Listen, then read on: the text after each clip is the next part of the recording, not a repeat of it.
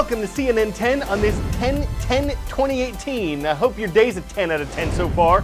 I'm Carl Azus at the CNN Center. Our first story is on the resignation of a U.S. ambassador to the United Nations. Nikki Haley has held that position since January of 2017. She'd been nominated by President Donald Trump shortly after he was elected. On Tuesday, Ambassador Haley announced she'd leave the post by the end of this year.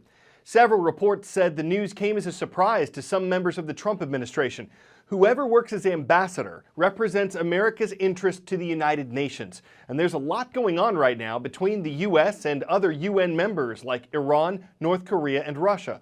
Also, with the U.S. midterm elections 4 weeks away, some politicians are questioning the timing of the ambassador's announcement. At a news conference yesterday with President Trump, Ambassador Haley reflected on her work at the UN and her tenure as governor of South Carolina for the 6 years before that. She said there'd been a lot to manage. It's been 8 years of intense time, and I'm a believer in term limits. I think you have to be selfless enough to know when you step aside and allow someone else to do the job. So thank you, Mr. President. It's been an honor of a lifetime. President Trump said Ambassador Haley had done a fantastic job and had helped solve a lot of problems on the world stage. And UN Secretary General Antonio Guterres said he deeply appreciated Haley's cooperation, support, and productive working relationship. She plans to stay on the job until the end of this year. Meantime, President Trump is working on finding a successor to Ambassador Haley and says he'll make a nomination in 2 or 3 weeks. 10-second trivia. What is the name of the last hurricane that made landfall in the U.S. state of Florida? Nate, Irma, Matthew, or Irene? The last hurricane to strike Florida was Irma. It made landfall on September 10th, 2017.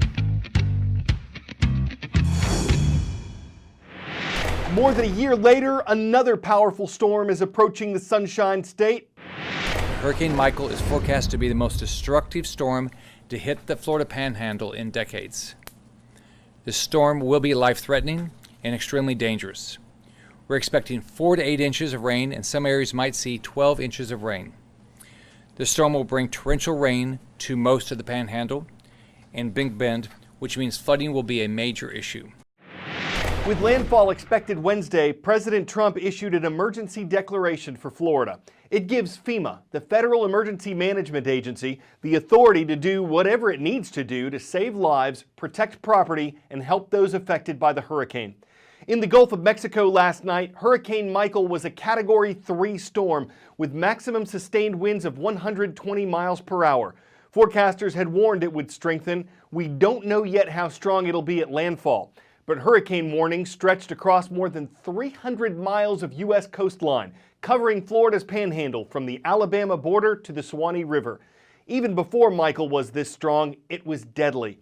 Flooding related to the system killed at least 13 people in Honduras, Nicaragua, and El Salvador. Hurricane Michael struck Cuba on its way to the Gulf, and in addition to potential flooding in Florida, forecasters say that's also possible in Alabama, southern Georgia, the Carolinas, even Virginia.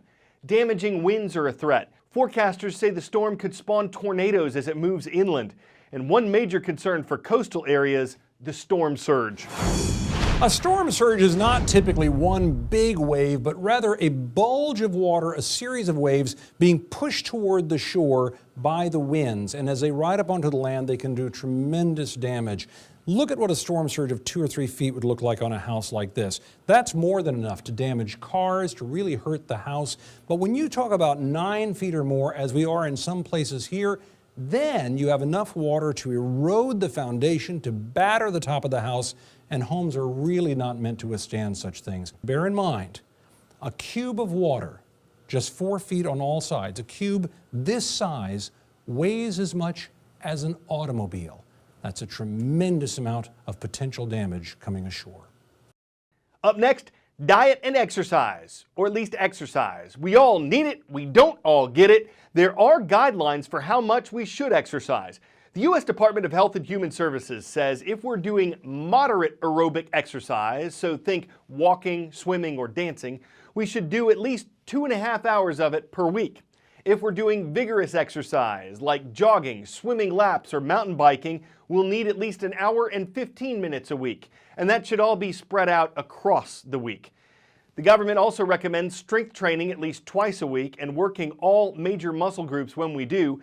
And CNN's Dr. Sanjay Gupta agrees that working out like this can help us live to 100.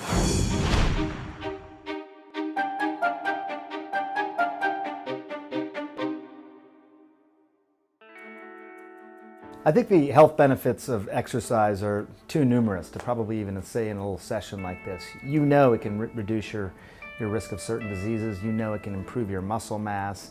Problem is, fewer than a quarter of Americans are actually getting the amount of exercise they should get.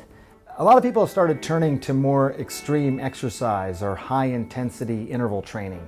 This is when you exercise really intensely for a period of time, usually just under a minute, take a little break, do it again, and you do that cycle over and over again for 30 to 45 minutes. The big argument for high-intensity interval training is that not only might it help your metabolic profile overall, help you lose weight, help you build endurance for your heart and your lungs, but it might do it better than if you're doing the regular low interval training. But here's a rule of thumb that you should remember. Your maximum heart rate is typically 220 minus your age. So for me, that's right around 170. You don't want to let the exercise that you do really get over that range. First of all, it's potentially dangerous. Second of all, you're probably not getting the benefits of exercise as much as you otherwise would. So whether it's vigorous exercise or moderate exercise, just make sure you get some exercise in. Break a sweat, it'll probably help you live to 100. Know what it takes to build something like that? A lot of training. You got to steam ahead, chug along, and train your eyes on the prize to keep the project on track and not go off the rails. It takes some serious locomotivation, thinking outside the boxcar, and knowing that at the end of the line, diesel make people commute across country to track such a model community. I'm Carl Azus for CNN10.